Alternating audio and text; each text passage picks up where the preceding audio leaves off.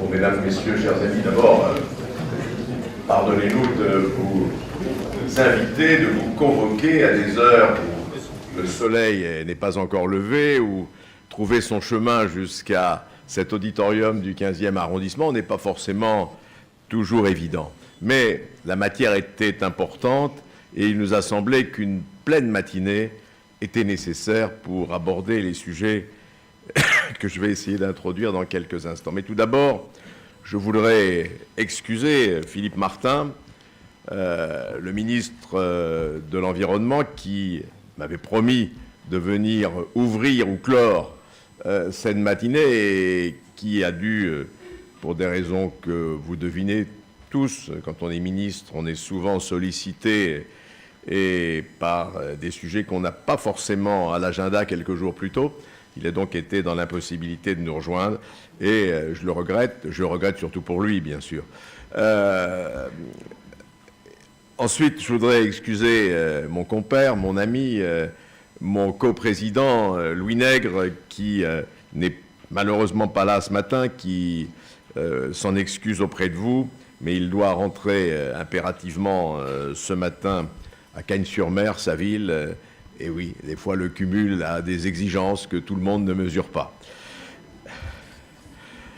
Alors, mesdames et messieurs, dans quelques semaines, dans quelques mois, se tiendront les États généraux de la modernisation du droit de l'environnement. C'est une question difficile, c'est une question, j'allais dire, un peu nécessaire après une quarantaine d'années de production législative, même un peu plus, législative et réglementaire. Aujourd'hui, chacun connaît la longueur des études, des enquêtes, des débats et des concertations qui précèdent la réalisation d'une grande infrastructure de transport. Les délais nécessaires à la première ligne LGV Sud-Est ont été inférieurs à 10 ans. Si l'on prend un autre exemple qui n'est pas encore abouti, Montpellier-Perpignan, on voit que nous serons dans une temporalité infiniment plus longue et probablement supérieure au double de temps. Alors bien sûr, les procédures environnementales ne sont pas totalement responsables de la durée d'émergence et de réalisation d'une infrastructure. Il y a d'autres raisons, notamment des raisons politiques ou notamment des raisons financières. Ce n'est pas au moment où l'écotaxe de poids lourd est en suspension, en lévitation, que je pourrais dire le contraire. Mais ici, la prise en considération de l'environnement dans notre droit et dans nos procédures explique, pour une bonne partie, le temps et la complexité de ce long chemin, de ces étapes nombreuses qui s'imposent à toute maîtrise d'ouvrage. Depuis la loi du 2 mai 1930 sur la protection naturelle et sur les sites, aux lois de juillet 1976, celles relatives à la protection de la nature, celles relatives aux installations classées, jusqu'aux plus récentes directives européennes, qui représentent maintenant 85% de la production réglementaire, eh bien, l'arsenal est riche, il est divers, il est complexe. Et aujourd'hui, eh bien, nous pouvons nous interroger sur les problèmes que pose la durée des procédures, leur complexité et bien sûr leur coût. La durée d'un projet excède souvent la durée d'implication des hommes sur le projet. Les mandats des élus, les postes occupés par les ingénieurs ou par les hauts fonctionnaires, tout cela est très vraisemblablement et très souvent inférieur à la durée de préparation, de mise en œuvre de tout grand projet. Peut-on faire autrement? Peut-on alléger les procédures? Faut-il les rendre plus efficaces? C'est l'objet du travail que nous avons engagé à TDIE avec nos partenaires habituels, bien sûr avec l'État, mais avec des compétences multiples, avec l'AFNOT, avec France Nature Environnement, avec toutes celles et tous ceux qui ont bien voulu dialoguer et travailler avec nous. C'est aussi l'objet de cette restitution et de l'échange de ce matin. Je dirais un mot de la préparation du travail qui a été fait pendant près d'une année.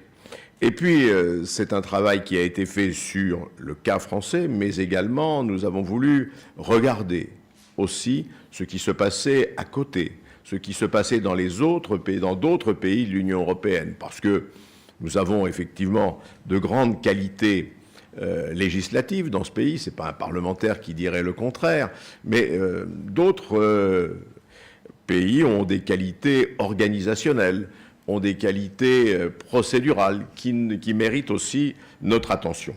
Alors, je voudrais, au moment où nous allons commencer ce colloque, eh bien, tout d'abord vous saluer tous, quand vous serez tous rassemblés ici, nous serons près de 150 personnes venues d'horizons très différents, en priorité, bien sûr, les représentants de maîtres d'ouvrage, les services du ministère, les conseils généraux de l'environnement et du développement durable, dont je salue les éminents représentants ici ce matin, RFF, la SNCF, VNF, la RATP, le STIF, qui sont tous concernés très directement par ces questions. Je voudrais aussi saluer les spécialistes des sujets que nous allons aborder, les juristes, un grand nombre de commissaires enquêteurs, je crois qu'il y en a 18 d'inscrits ce matin, les représentants des entreprises et bien sûr le monde associatif qui est un partenaire essentiel sur toutes ces questions, ces problématiques d'environnement, et on peut dire qu'une grande partie du droit et de la réglementation de l'environnement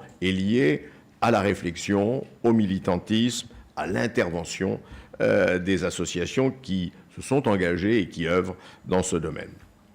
Donc TDIE est dans son rôle aujourd'hui en favorisant l'expression de toutes les parties prenantes autour de ce sujet d'intérêt général, et d'autre part en apportant une contribution à la réflexion politique au moment où le gouvernement a engagé 2 démarches essentielles, l'une sur la modernisation du droit de l'environnement, l'autre sur la simplification des normes, confiée à